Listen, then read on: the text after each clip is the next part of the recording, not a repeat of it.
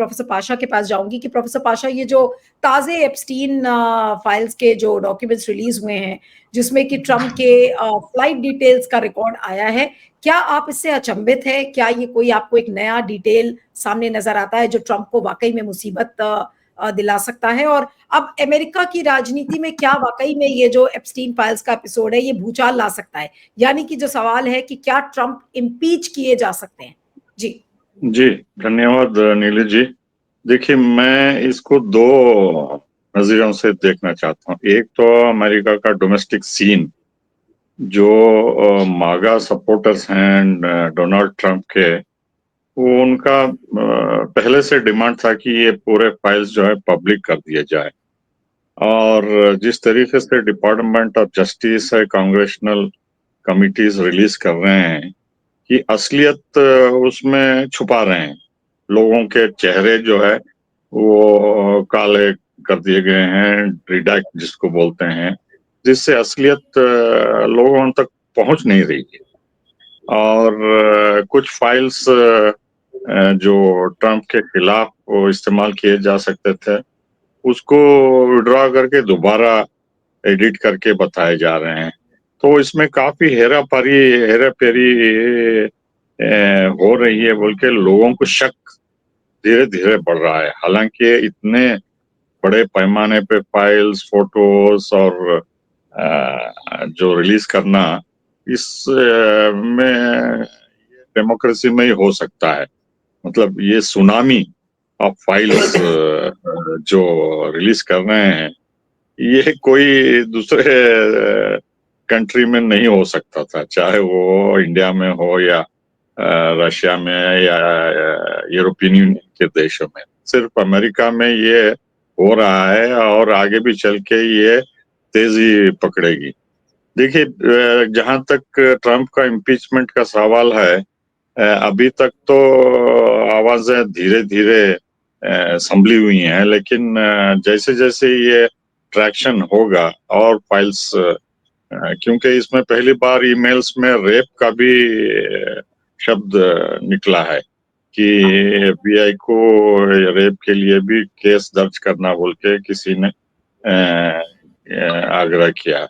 तो धीरे धीरे जो है ये एक्सेलरेट हो रहा है और जो ट्रंप के गले में फंदा पड़ने वाला है वो नजदीक हो रहा है और कस रहे हैं। तो इनका इमेज जो है धीरे धीरे घटता जा रहा है डोनाल्ड ट्रंप का। तो सभी को पता था पिछली बार जब ये पहली टर्म में आए तो इनके संबंध औरतों के साथ, लड़कियों के साथ कैसे थी, और ये वुमनाइजर बोल के खुद अपने आप को डिक्लेयर कर रहे थे वगैरह वगैरह बोल के। तो ये अमेरिकन सोसाइटी में, जैसे संजय कपूर ने बताया, ये कोई चौंकाने वाली बात नहीं है। तो वहाँ पोर्नोग्राफी और चाइल्ड सेक्स और दूसरे इमोरल थिंग जो है कॉमन हो गए हैं।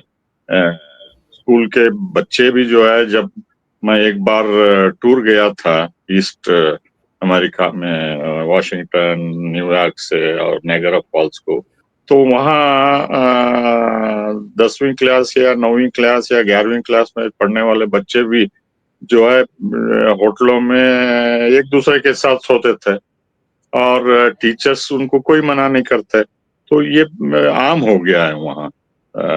16 साल के कम बच्चे भी जो है कुछ भी कर सकते हैं वो। तो पेरेंट्स भी कुछ सरप्राइज नहीं होता इन चीजों से, क्योंकि आम हो गया है। तो मेरा कहने का मतलब यह है कि डोमेस्टिक इशू में ये संगीन जुर्म है। ये अंडर एज लड़कियों के साथ ऐसा करना, प्रेसिडेंट होके, आई मीन प्रेसिडेंट से उम्मीद की जाती है कि he should be morally correct and upright और क्लीन इमेज होना चाहिए। तो सोसाइटी में कुछ भी हो, लेकिन जो ओहदेदार हैं, जो टॉप रूलर्स हैं, उनसे उम्मीद की जाती है कि वो ऐसी हरकतें में शामिल ना हो या उनका नाम शामिल ना हो। तो डोमेस्टिकली जो है ये एप्स्टीन फाइल्स का रिलीज होना इतने बड़े पैमाने पे, मेरे ख्याल से ट्रंप की इमेज को धीरे धीरे धीरे खत्म हो रहा है। और चल के चौंकाने वाले पॉइंट्स अगर उभरे तो इम्पीचमेंट का भी जो है डिमांड होगा डेमोक्रेट्स और कुछ रिपब्लिकन्स भी शायद इम्पीचमेंट मोशन कांग्रेस में ला सकते हैं। ग्लोबली एक पॉइंट इसमें जुड़ा हुआ है, वो ये है कि एप्स्टीन जो है ये इंडिविजुअली अमेरिका में काम नहीं करता था, ये इसके असर और रसूख पूरे दुनिया में फैला हुआ था और ये मोसाद के साथ जुड़ा हुआ था। जो भी करता था वो मोसाद के लिए, इजराइल के लिए करता था। अब चूंकि कुछ दिनों में नेतन्याहू इजरायली प्रधानमंत्री अमेरिका जाने वाले हैं और रिपोर्ट्स के मुताबिक वो एक नया प्रपोजल पेश करने वाले हैं डोनाल्ड ट्रंप को इजरायली हमला ईरान पे करने के लिए। और ये सिर्फ छोटा-मोटा हमला वो एक अ, चीज़ प्रोफेसर पाशा आई थिंक आप एक्सप्लेन कर पाएँगे कि क्या ये जो एप्स्टीन फाइल्स के ज़रिए और ये डिपार्टमेंट ऑफ जस्टिस जो इन फाइल्स को रिलीज़ करके और जिस तरीके के डिटेल सामने आ रहे हैं, आपको क्या लगता है कि क्या कोई एक डीपर हिडन एजेंडा ट्रम्प का तो नहीं है? ट्रम्प तो हो सकता है कि बाइज्जत बरी हो जाएँ, ये बोल दें जैसे ब्रेज़न आउट कर रहे हैं कि भाई ठीक है तस्वीरें आई, उनका कोई लेना-देना नहीं था, उनकी तो दोस्ती उन्होंने 2004 में खत्म ही कर ली थी। उसके बाद एप्स्टीन की मौत भी हो गई संदिग्ध हालत में। लेकिन अब अचानक से ये पूरी चीजें सामने आना कोई नए वर्ल्ड ऑर्डर की तैयारी तो डोनाल्ड ट्रंप इन एप्स्टीन फाइल्स के जरिए नहीं कर रहे हैं। जैसे आप इजराइल और मोसाड का आप जब जिक्र कर रहे थे तो आपको क्या लग रहा है कि क्या कहीं कोई डीपर हिडन एजेंडा तो इसके पीछे नहीं है? हो सकता है जैसे टैरिफ्स का इस्तेमाल करते हैं उसी तरीके से एप्स्टीन फाइल्स का इस्तेमाल डोनाल्ड ट्रंप कर रहे हो।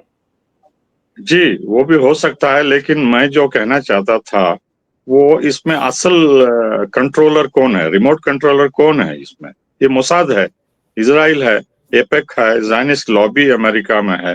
वो ट्रंप पे प्रेशर डालना चाहते हैं कि जो यहूदियों को ज़ायनिस्ट लॉबी को चाहिए, वो ट्रंप करे, क्योंकि वो ट्रंप रेसिस्ट कर रहे हैं।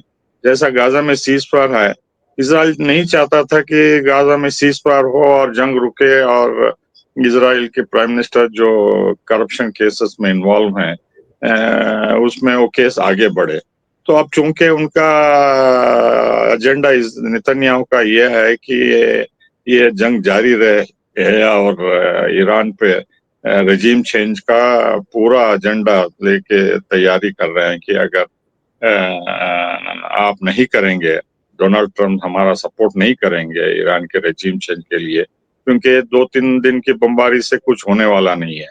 वो चाहते हैं कि कंप्लीट मिसाइल प्रोग्राम और पॉलिटिकल लीडरशिप, मिलिट्री लीडरशिप इसको खत्म कर दे और वहाँ सीरिया की तरह एक कठपुतली हुकूमत बनी रहे, जिससे तेल और गैस और स्ट्रेटेजिक इश्यूज भी उनको उससे फायदा हो। तो मेरे ख्याल से ये नेतन्याहू के कुछ दिन पहले जाने के लिए तो ट्रंप पे ये प्रेशर डालने का टैक्टिक है और किस हद तक ट्रंप प्रेशर में आएंगे और इजराइल की बात मानेंगे, इससे पता चलता है कि उनका वर्ल्ड ऑर्डर का जो आपने जिक्र किया वो किस तरफ जाएगा। या तो वो कंप्लीटली सबसर्विएंट हो जाएंगे प्रेशर के अंडर इजरायली ज़ायनिस्ट लॉबी को, या अगर मेक अमेरिका ग्रेट सपोर्टर्स के बलबूते पे अगर वो रेसिस्ट करते हैं कि अमेरिका को इससे हानि पहुंचती है, नुकसान हो सकता है और डेट बढ़ सकता है, क्योंकि अगर जंग में इजराइल शामिल होता है और ईरान मुंहतोड़ जवाब देता है, तो अगर ईरानियन को लगता है कि वो हार रहे हैं, तो वो हॉर्मुज़ स्ट्रेट बंद कर देंगे। एक मिसाल दे रहा हूँ। हॉर्मुज़ स्ट्रेट बंद करने से जो है 25 या 30% खाड़ी का ऑयल और गैस जो दुनिया को जाता है, वो कम हो जाएगा, उससे कीमतें बढ़ेंगे, इन्फ्लेशन होगा और बहुत सारे आर्थिक घटनाएँ दुनिया भर में पैदा हो जाएँगी, जिससे अमेरिका की हालत भी इससे खराब हो सकती है, जो कि ट्रंप नहीं चाहते। क्योंकि अभी वो पूरे दुनिया से मोबिलाइज कर रहे हैं इन्वेस्टमेंट के लिए। तकरीबन 2.5 ट्रिलियन वो अभी तक ला चुके हैं मैन्युफैक्चरिंग सेक्टर एस्टैब्लिश करने के लिए। तो अगर ईरान पे जंग छिड़ती है, तो ये बड़ा मसला हो जाएगा, चूँकि रूस और चीन भी ईरान के पीछे आ सकते हैं।